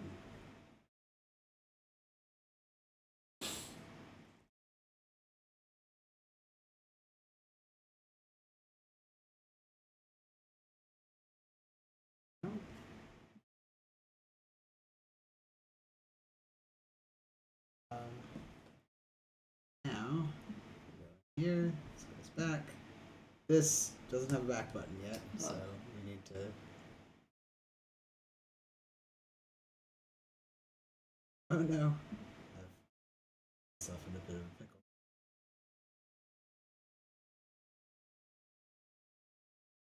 Here. So let's add in that back button.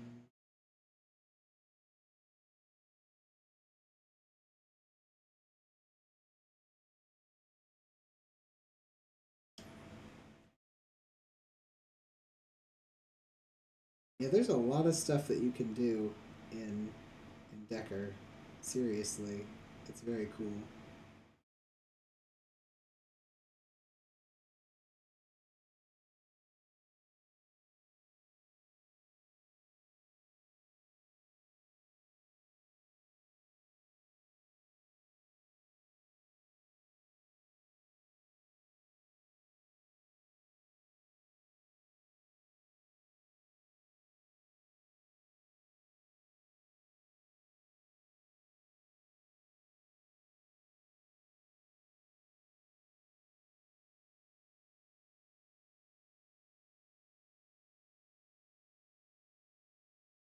Yep.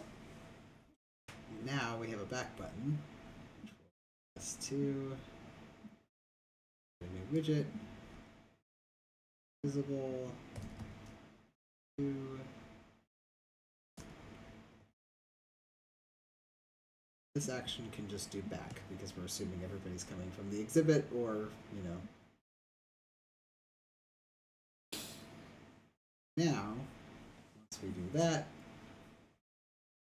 if we go back into the exhibit, we can go direct, go back, back, and we can go back. Now we can continue here.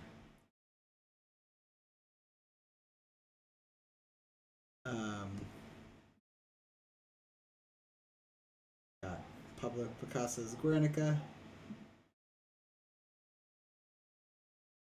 A restricted area.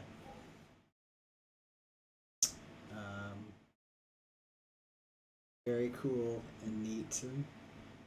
So, Mabbees, are you ready to bug test? Alright, we can do some bug testing, because we're going to do the age verification part. Yes. So, here's what happens. If we click into the 18 plus area, it'll say, looks like you're trying to access an adult only area. And then you can say, no, I'm not less than 18 years old. Okay, you're denied access. But then this doesn't go away. So that's a problem. Okay. The other thing that will happen is if you say, yes, I'm 18 and over, you can go to the family-friendly age reassurance test, which is the fart. But then it just says we're unable to verify your age and pushes us back. So that's a problem. Yes. And we need to fix it. So we do. Let's look at the scripts and see what's going on. So we open the deck. We say Looks like you're trying to access an adults only on like area. Are you 18 and over?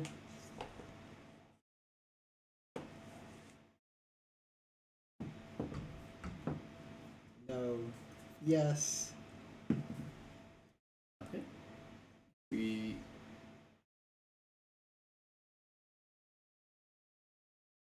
do the yes if the I think let's try this again. Oh no. Oh, what happened? Yes, that's fine. we're gonna go to the other card. There's lots of cool, weird stuff here, so feel free to hallway. Okay, that fixed. Right, that's fine. Problem So we have one. the close. Yes. Then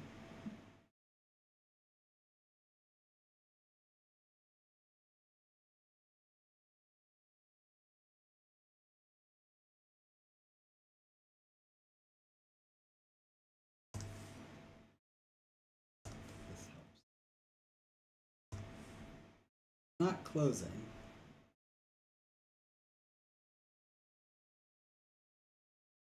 Go and then DD close.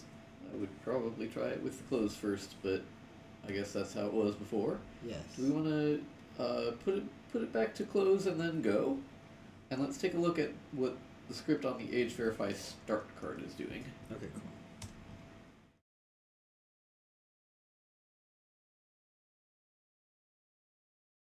Then we're going to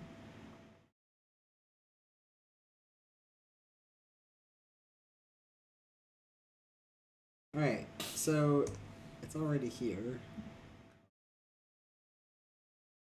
Script on it. These are all of the widgets, and let's look at the scripts.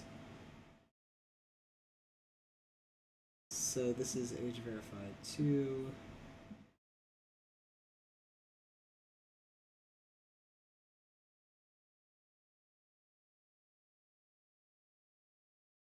Go back.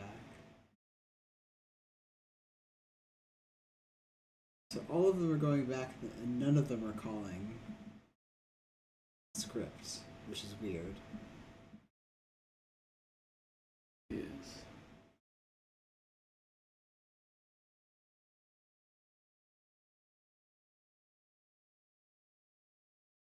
I think that's the reason why I designed it to not get like, I don't know.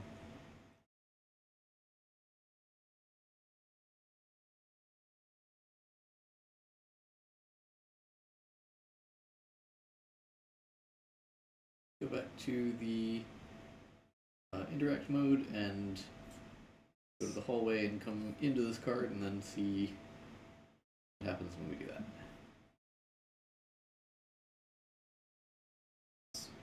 What was intended.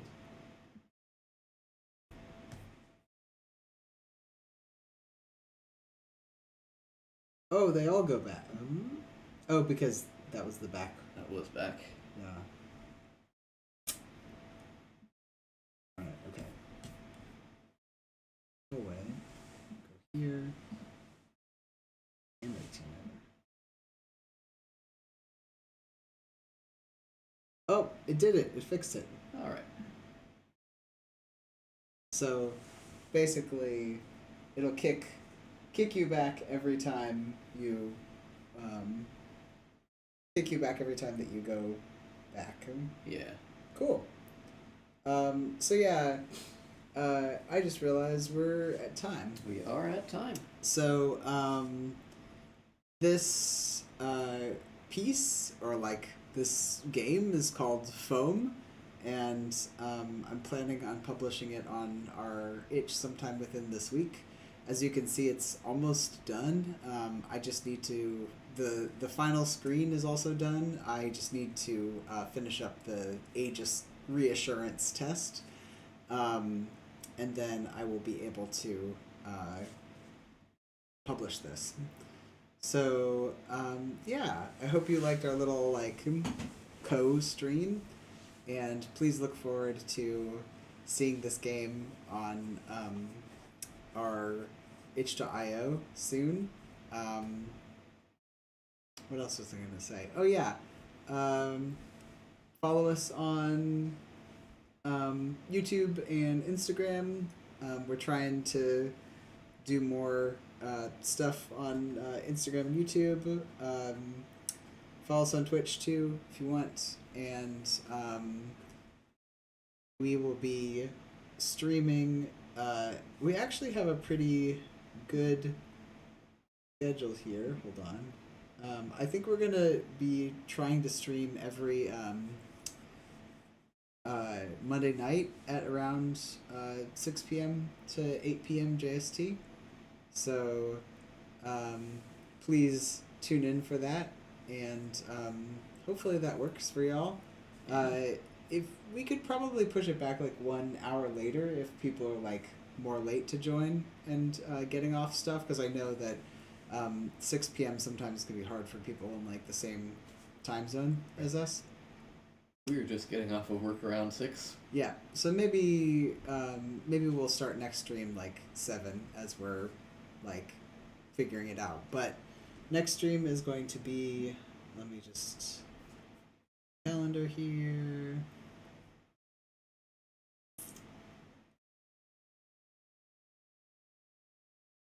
Next stream is going to be the 9th. And we will be we'll be doing, there's actually quite a few Mondays in this month, so Matt, you and I might want to take a break and do some like video games or something like that. Yeah. Anyway, thank you for joining. All right. Good night, y'all. See you next We'll time. see you next week. Bye.